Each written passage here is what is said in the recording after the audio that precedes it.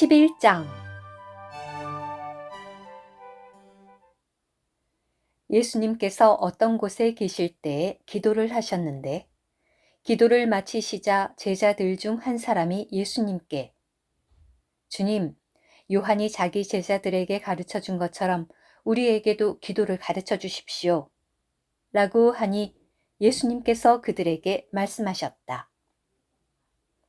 여러분은 기도할 때 아버지의 이름이 거룩히 여겨지도록 하시며 왕국이 오게 하시며 날마다 우리에게 일용할 양식을 주시고 우리가 우리에게 죄빚진 모든 사람을 용서하니 우리의 죄들도 용서하여 주시고 우리를 유혹에 빠지지 않게 해 주십시오. 라고 하십시오. 예수님께서 또 그들에게 말씀하셨다.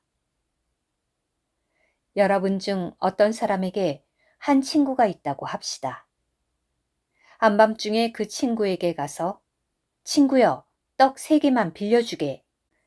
내 친구가 여행 중에 나에게 왔으나 대접할 것이 아무것도 없네. 라고 말한다면 그가 안에서 나를 괴롭히지 말게. 이미 문이 닫혔고 아이들도 나와 함께 잠자리에 들었으니 일어나서 자네에게 줄 수가 없네. 라고 대답하겠습니까? 내가 여러분에게 말합니다. 친구라는 이유만으로는 일어나서 주지 않을지라도 친구가 염치 없이 졸라대기 때문에 일어나서 필요한 것을 줄 것입니다. 그러므로 내가 여러분에게 말합니다.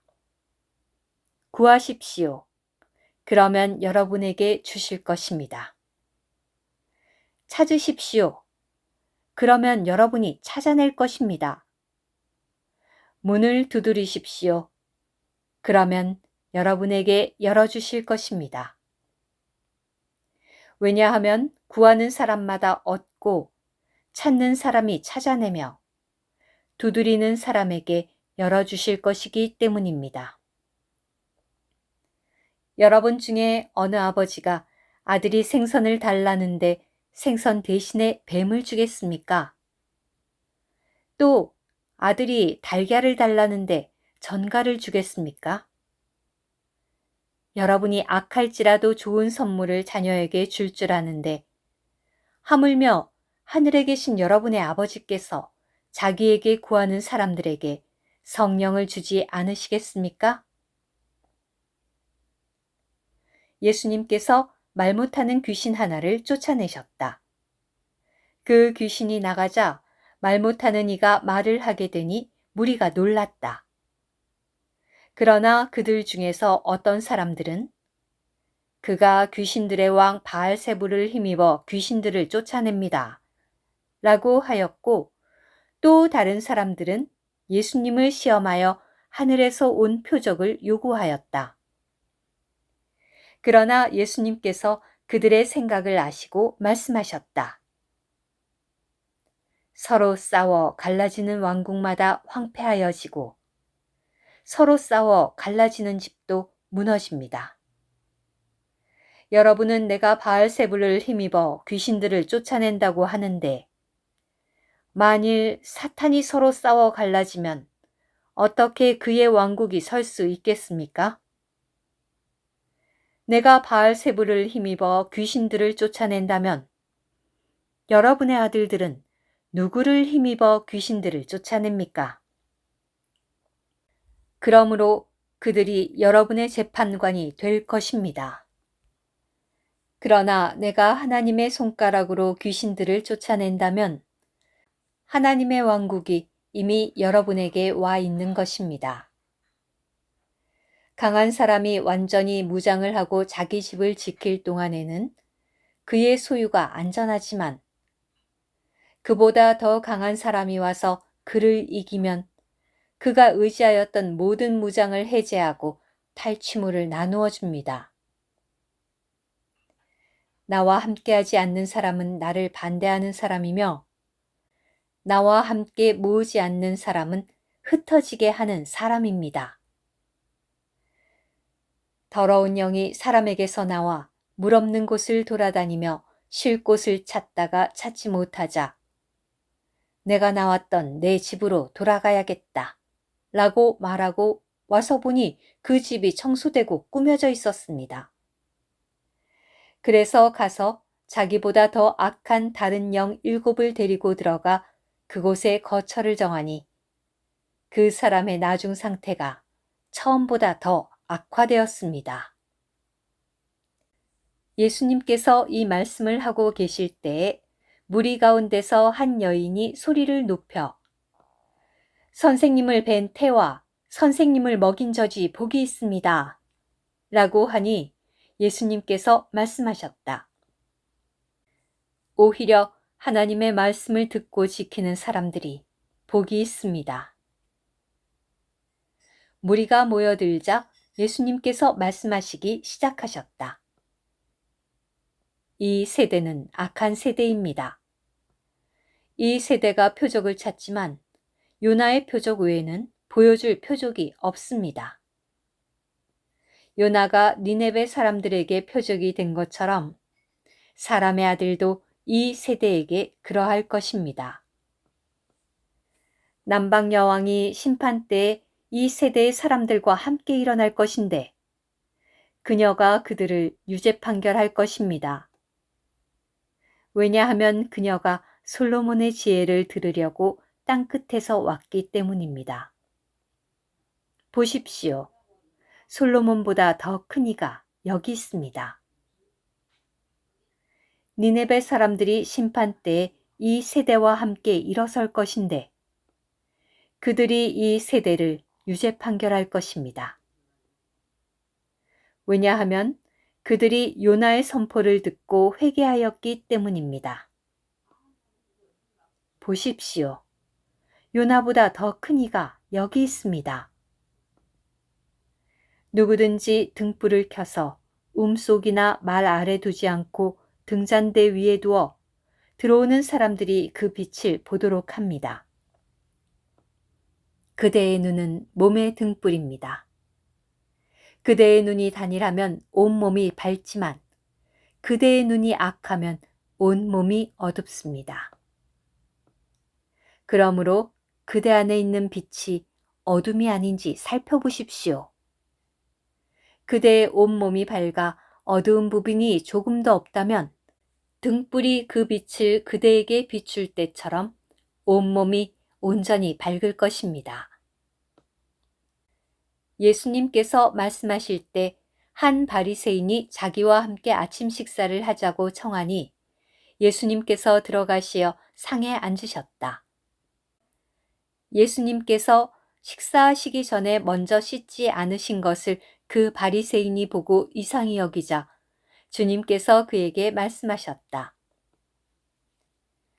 지금 여러분 바리새인들은 잔과 접시의 겉은 깨끗하게 하지만 여러분의 속은 탈취와 사악으로 가득합니다. 어리석은 사람들이여. 겉을 만드신 분께서 속도 만들지 않으셨습니까? 다만 속에 있는 것들을 구제하십시오. 보십시오. 그러면 모든 것이 여러분에게 깨끗해집니다. 바리새인 여러분, 여러분에게 화가 있습니다.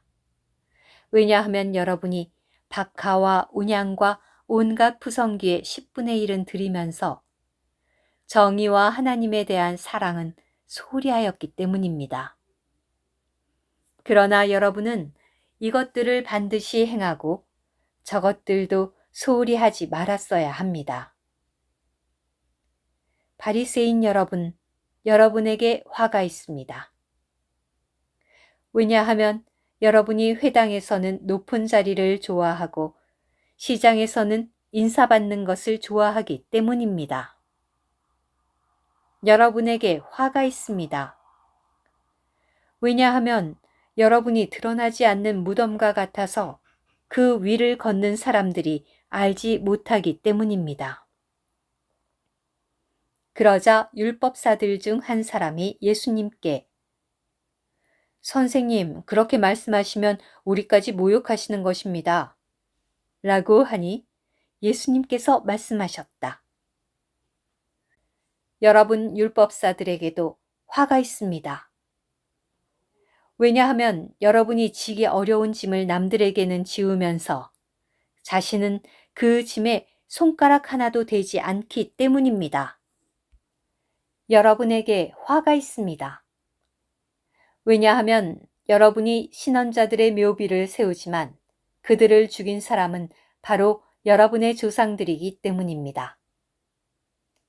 여러분의 조상들은 신언자들을 죽였고 여러분은 그들의 묘비를 세우지만 여러분이 여러분의 조상들이 한 일의 증인이 되어 그들의 소행에 찬동하는 것입니다. 그러므로 하나님의 지혜도 내가 그들에게 신언자들과 사도들을 보낼 것이지만 그들이 더러는 죽이고 더러는 박해할 것이다 라고 하였습니다.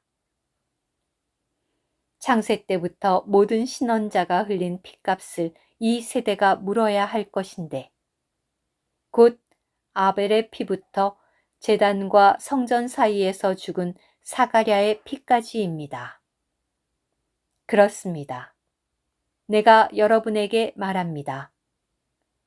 이 세대가 그 핏값을 물어야 할 것입니다.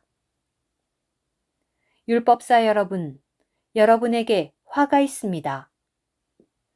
왜냐하면 여러분이 지식의 열쇠를 차지하고 있으면서 여러분 자신도 들어가지 않고 들어가려는 사람들도 막았기 때문입니다. 예수님께서 그 집에서 나오실 때 율법학자들과 바리새인들이 크게 앙심을 품고 여러 가지 질문을 던져 그분의 입에서 나오는 말씀에서 무엇인가 트집을 잡으려고 노리기 시작하였다. 오늘 큐티. 예수님께서 가르쳐 주신 기도는 하나의 본으로서 첫째로 하나님의 이름과 하나님의 왕국과 하나님의 뜻을 관심하고 둘째로 우리의 필요를 관심합니다. 주님은 그분의 백성이 내일을 염려하는 것을 원하지 않으십니다. 그분은 오직 그들이 오늘의 필요를 위해 기도하기 원하십니다. 일용할 양식은 믿음으로 사는 것을 가리키는데 왕국 백성은 그들이 저축한 것을 의지해 살아서는 안 되며 오히려 아버지께서 매일매일 공급하시는 것을 의지하여 믿음으로 살아야 합니다. 아멘.